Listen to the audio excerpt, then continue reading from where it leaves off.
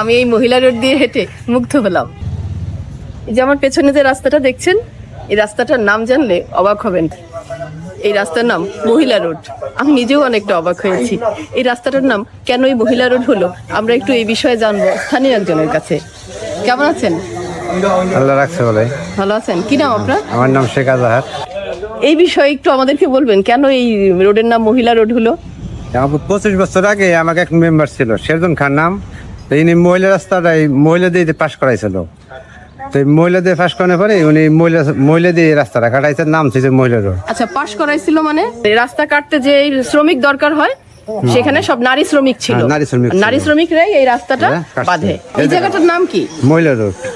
মহিলা রোড মানে এই রোডটার নাম তো মহিলা রোড, মহিলা কিন্তু মানে রোড। এলাকার নাম এলাকার নাম কেশবনগর, কেশবনগর। গেদ্দা ইউনিয়ন। আচ্ছা, গেদ্দা ইউনিয়ন। গেদ্দা ইউনিয়ন, ফরিদপুর জেলা। আচ্ছা আজহার ভাই, আপনাদের কাছে কেমন লাগে এই যে একটা রোডের নামই মহিলা রোড? এটা খুব ভালো লাগে। ভালো লাগে না? কারণ মা বোন তো আমাদের সবারই হ্যাঁ, আছে। সবারই। তার মানে আমরা জানলাম যে এই রাস্তাটা তৈরি হতে যত শ্রমিক লাগছে তার প্রায় সবাই ছিল নারী। আর সেই নারী শ্রমিকদের শ্রমের প্রতি সম্মান জানিয়ে এই এলাকার যিনি মেম্বার, তিনি এই নামকরণটি করেন।